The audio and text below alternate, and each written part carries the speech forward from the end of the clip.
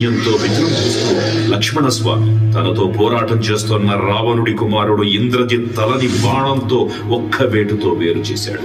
ఇంద్రజిత్ మరణం విన్న రావణుడు ఆవేశంతో ఊగిపోయాడు. ప్రతీకారం కోసం పాతాళ లోకాధిపతి తన సోదరుడు అయినటువంటి మహిరావణుడి సహకారం కోరాడు.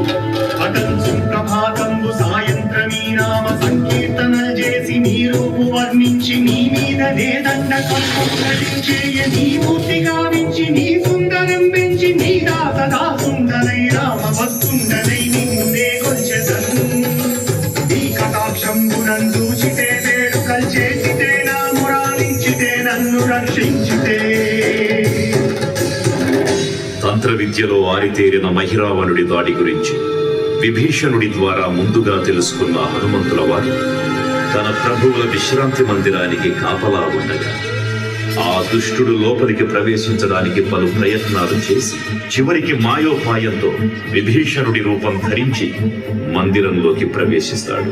నిద్రిస్తున్న రామలక్ష్మణులను అపహరించి పాతాళ లోకానికి తీసుకుని పోతాడు. అంజనాదేవి గర్భాన్మయా దేవ నిందించనేనంత వారన్ దయాశాలి వై చూచియుందాతవై దూచియున్ నిలిచియున్ తొల్లి సుగ్రీవకున్ మంత్రి వై స్వామి కార్యార్థమయ్యేగి శ్రీరామ సౌమిత్రులం చూచి విచారించి సర్వేసు పూజించి యవ్వాను చంపంటు గావించి వాలిని సంపించి కాకుత్స తిలకుంటు వాసుకి వీక్షించి కిష్కింధకే తెంచి శ్రీరామ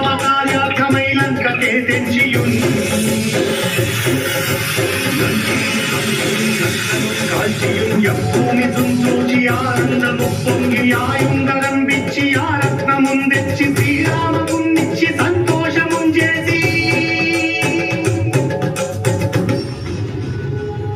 తన ప్రభువులను కాపాడుకోవడానికి వాయువేగంతో పాతాళ లోకానికి చేరుకున్న ఆంజనేయ స్వామికి సగం మొసలి సగం వానర రూపంలో ఉన్న వింత జీవి ముఖద్వారం వద్ద కాపలా కాస్తూ కనిపిస్తుంది.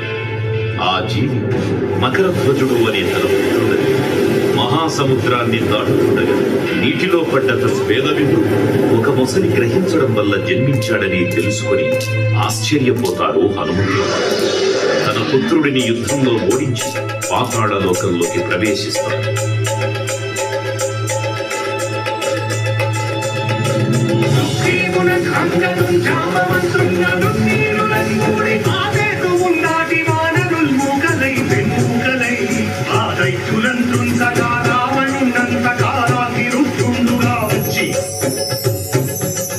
బ్రహ్మాండమైనట్టి ఆ శక్తిని వైచి ఆ లక్ష్మణుంపజాలం పుడే నీవు సంజీవిని తెచ్చి సౌమిత్రికి నిచ్చి ప్రాణంబు రక్షింపగా కుంభకర్ణాపురం వీరులంబోర శ్రీరామ బాణాగ్ని వారందరిన్ రావణుం సంపజానంత లోకం పురానంతమయ్యుండ నవ్వేళనం విభీషణుడేడు కంతోడు కన్వచ్చి పట్టాభిషేకంబు చేయించి సీతామహాదేవి తెచ్చి శ్రీరామునిచ్చి అంతన్నయోధ్యాపురించొచ్చి పట్టాభిషేకంబు సంరంభమయ్యున్నా.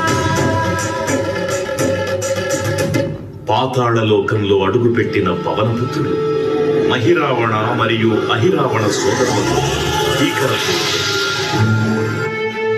5 దిక్కులలో ఉన్న 5 దీపాలను ఒకేసారి ఆర్పడం ద్వారా మాత్రమే వారి మరణం సంభవిస్తుందని చెప్పగా అప్పుడు మహాబలి 5 ముఖాల ధారణ చేసి పంచముఖ ఆంజనేయునిగా అవతరించి ఏకకాలంలో 5 దీపాలను ఆర్పివేసి ఆ దుష్ట సోదరులను తుదముట్టిస్తారు. నాకెవ్వరు కూర్మిలేరంచు మన్నించి శ్రీరామ భక్త ప్రశస్తంబుగా నిన్ను సేవించి నీ కీర్తనలు చేసిన పాపముల్ రాజ్యముల్ కల్పునే సామ్రాజ్యముల్ కల్పు సంపత్తులు కల్పులో వానరాకారయో వీరయో వీర నీవే సమస్తం ఆధారకం బ్రహ్మ మంత్రం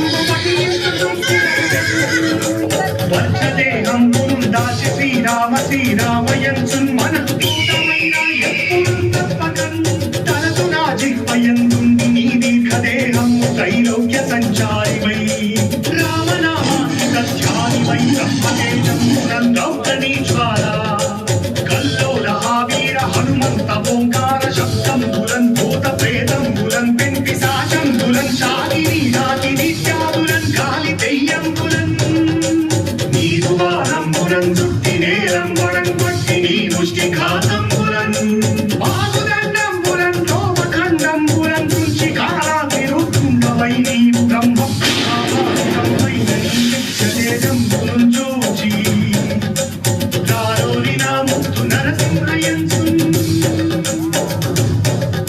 దయా దృష్టి వీక్షించి నన్నేలు నా స్వామి ఓ ఆంజనేయ నమస్తే సదా బ్రహ్మచారి నమస్తే నమో వాయుపుత్ర నమస్తే నమః. తూర్పు దిక్కున చూసే శ్రీ హనుమాన్ ముఖం సర్వ పాపాలను హరించేదిగా, దక్షిణ దిక్కున చూసే శ్రీ నరసింహుని ముఖం శత్రుభయాన్ని పోగొట్టి విజయం చేకూర్చేదిగా, పశ్చిమ దిక్కుని చూసే శ్రీ గరుడ ముఖం భూత ప్రేత తాంత్రిక భయాలను పోగొట్టేదిగా, ఉత్తర దిక్కు వైపు చూసే శ్రీ వరాహ ముఖం గ్రహదోషాలను హరింపజేసి అష్టైశ్వర్యాలను అందించేదిగా, ఆకాశం వైపు చూసే శ్రీ హయగ్రీవ ముఖం విజ్ఞానాన్ని, విజయాన్ని, ఉత్తమ జీవిత భాగస్వామిని అందించేదిగా పురాణాలు చెబుతున్నాయి. కావున భక్తులారా, అన్ని విధాలుగా మనలను ఆపుకుని శ్రీ ఆంజనేయ స్వామిని మనసారా స్మరించుకుని ధరించండి. శ్రీ శ్రీ శ్రీ మహావీర బజరంగ బలికి జై.